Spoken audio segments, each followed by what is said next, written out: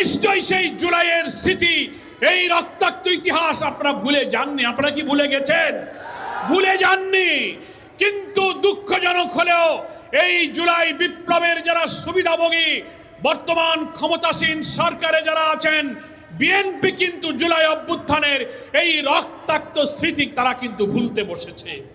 তাদের মনে নাই আবু সাইদ মুগ্ধের কথা, যাত্রাবাড়ির যুদ্ধে কিভাবে জীবন দিয়েছিল একটি নতুন রাষ্ট্র বিনির্মাণের জন্য, কোন দলের জন্য নয়, জাতির জন্য রক্তদানের সেই ইতিহাস কিন্তু বিএনপি ভুলতে বসেছে। কি বলেন? নিশ্চয়ই মনে আছে 24 জুলাই যখন ফুরিয়ে আগস্টের কাছাকাছি আসতেছিল, শেষ সপ্তাহে সারা বাংলাদেশের কোটি কোটি মানুষ ফ্যাসিবাদকে বিদায় দেওয়ার জন্য এক অকুতভয় মৃত্যু ভয়হীন চেতনা নিয়ে রাজপথে নেমেছিল।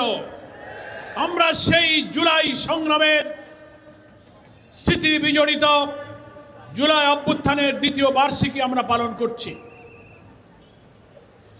যেখানে আমরা আজকে এই সমাবেশ করছি, এই অঞ্চল, এই এলাকা জুলাই অভ্যুত্থানের ইতিহাসে যাত্রাবাড়ির যুদ্ধ স্বর্ণাক্ষরে ইতিহাস হয়ে, স্বর্ণোজ্জ্বল ইতিহাস হয়ে এখনো আমাদের মাঝে আছে। যারা এই জুলাই আন্দোলনের ইতিহাস লিখবে, রাজধানী ঢাকার ঐতিহাসিক অবরোধ, মানব প্রাচীর, বুলেটের সামনে বুক পেতে দিয়ে শত শত শাহাদাতের স্মৃতি যারা লিখতে যাবে, যাত্রাবাড়ির জুলাই যুদ্ধের ইতিহাস বাদ দিয়ে জুলাই অভ্যুত্থানের কোনো ইতিহাস হবে না, হবে না, হবে না। আপনারা সেই অঞ্চলের গর্বিত জুলাই যোদ্ধা সংগ্রামী ভাইয়ের, আমার একটা প্রশ্ন আমি করতে চাই, যে জুলাই আগস্টের অভ্যুত্থানের শেষ দিনগুলোতে ফ্যাসিবাদী শেখ হাসিনা, যার মানবতা মনুষ্যত্ব ছিল না, নিষ্ঠুরতা বর্বরতা দিয়ে প্রতিদিন শত শত লোককে গুলি করে হত্যা করছিল, মৃত লাশকে আগুনে পুড়িয়ে ছাই করে দিচ্ছিল, হেলিকপ্টার থেকে গুলি করে দেশের মানুষকে, সেই দেশের প্রধানমন্ত্রী হত্যা করতে পারে, দুনিয়ার ইতিহাসে বিরল ছিল। আমরা তখন কারাগারে ছিলাম। আপনাদের এখানে বসে সেই স্মৃতিগুলো আমার ভাসছে। মিন্টো রোডের ডিবি অফিসে এই আগস্টের এই প্রথম সপ্তাহে আমাদের 13 দিন রিমান্ডে আমি ডাক্তার আব্দুল্লাহ মোহাম্মদ তাহের, অনেক জামাত নেতৃবৃন্দ তখন আমরা কারাগারে। এই যাত্রাবাড়ির যুদ্ধে যারা আহত, ক্ষতবিক্ষত, পা নাই, রক্তাক্ত সমস্ত শরীর নিয়ে তাদেরকে গ্রেফতার করে যাদেরকে রিমান্ডে ডিবি অফিসে নিয়ে যাওয়া হয়েছে, তাদের কাছে আমি যাত্রাবাড়ি, ডেমরা, কাজলা এই অঞ্চলের রণক্ষেত্র জুলাই যুদ্ধের গল্প শুনে আমি অবাক হচ্ছিলাম। মানুষ কত সাহসী হলে ফ্যাসিবাদের গুলির মুখে বুক পেতে দিয়ে প্রতিদিন শত শত লাশ হতে পারে।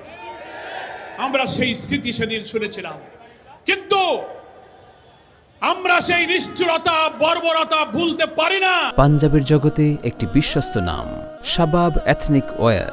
পুলিশের এপিসি কার থেকে আসাবুল ইয়ামিনের লাশ ফেলে দেওয়া, লাশ পুড়িয়ে ছাই করা, হেলিকপ্টার থেকে গুলি করা, বিশাল বিশাল তরুণ, যুবক, ছাত্র, হকার, ফেরিওয়ালা, ছাত্রী, শিশুদের মিছিলে বর্বর নিষ্ঠুর হাসিনার পেটুয়া বাহিনী কিভাবে গুলি করেছে, সোশ্যাল মিডিয়াতে আজকে সেগুলো দেখলে আজকে শরীরে শিহরণ জাগে, চোখে পানি আসে, শহীদদের মায়ের কান্না আপনারা শুনেছেন।